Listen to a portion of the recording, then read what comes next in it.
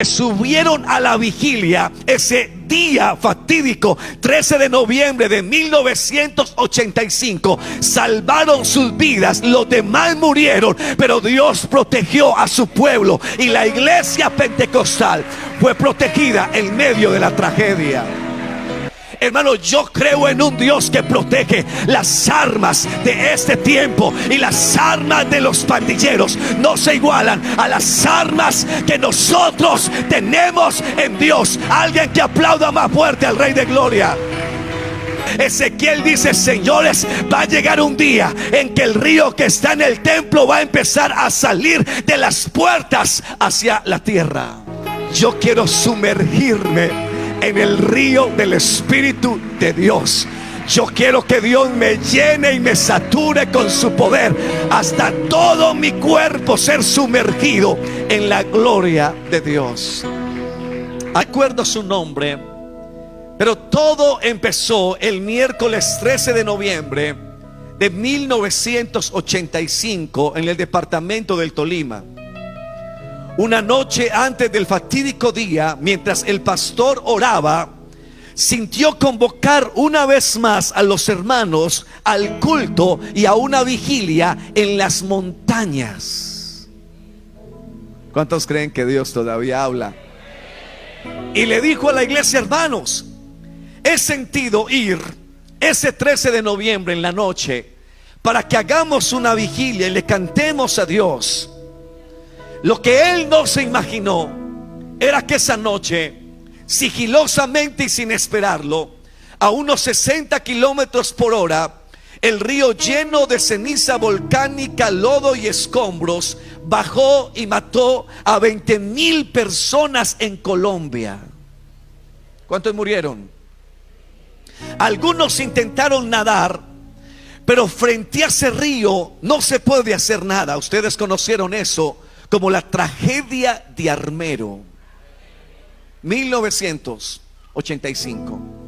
Un día triste para Colombia, un día triste donde muchos recuerdan a Omaira, esperar que la sacaran del medio del río, y el dolor y el sufrimiento de una Colombia que lloraba a sus muertos. Un triste episodio. Pero lo que me llamaba la atención del pastor era que él miró a todos los que estábamos allí y nos dijo: ¿recuerdan ustedes lo que sucedió a través de la televisión? Pues hay algo que no mostró la televisión, y es que los que subieron a la vigilia ese día fatídico 13 de noviembre de 1985 salvaron sus vidas, los demás murieron, pero Dios protegió a su pueblo y la iglesia pentecostal fue protegida en medio de la tragedia.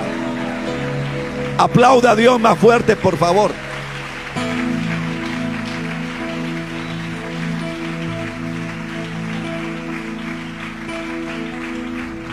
Tenemos a un Dios que nos protege, y yo quiero que hoy lo entendamos de una vez por todas.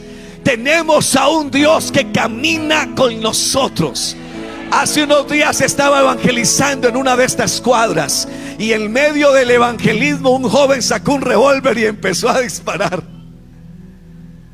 Alguien me dijo: hermano, ¿ya le da miedo volver? Y dije: no, al contrario, hay que aumentar el grupo de hermanos que vayamos.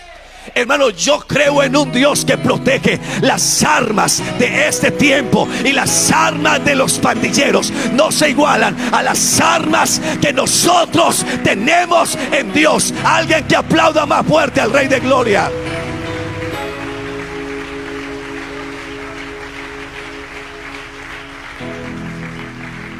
¿Cuál es el Dios que tenemos?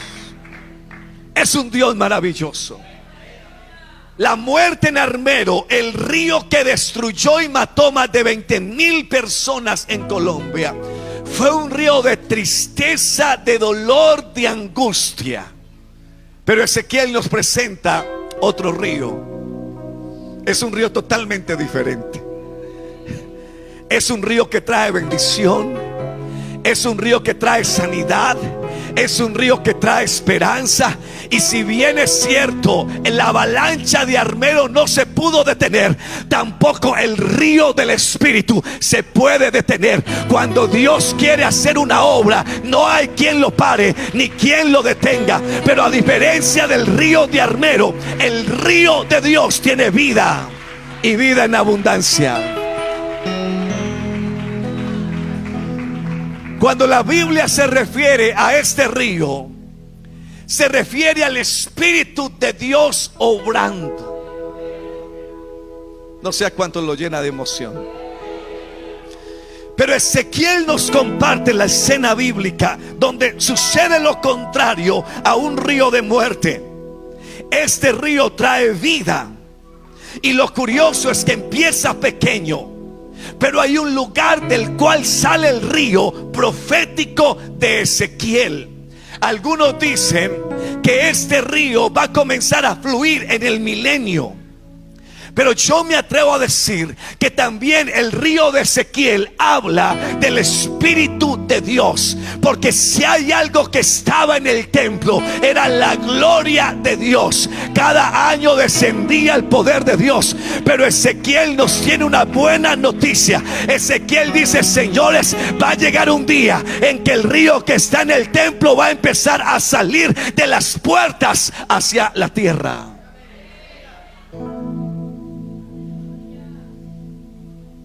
Cuando se refiere al río, se refiere al Espíritu de Dios. Hermanos, la presencia de Dios no se quedó en un templo. La presencia de Dios salió del templo para bendecir nuestras vidas. Ahora, quiero que presten atención en algo. Lo primero, el río nace en el templo, en la presencia del Señor, en el lugar santísimo. Lo segundo, empieza pequeño, pero luego empieza a crecer. Tanto así que Ezequiel dice: me di el río del Espíritu de Dios. Y primero me dio a los tobillos, luego me dio a las rodillas, luego me dio a las espaldas. Pero llegó un momento en que el río estaba tan grande que la única manera de pasar el río de vida era nadando. Hay gente que se conforma con la presencia del Señor a los tobillos. Hay gente que se conforma con la presencia de Dios a las rodillas. Pero hay gente que está buscando algo más, que dicen: ¿sabe qué, pastor?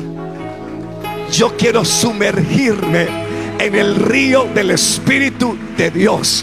Yo quiero que Dios me llene y me sature con su poder, hasta todo mi cuerpo ser sumergido en la gloria de Dios.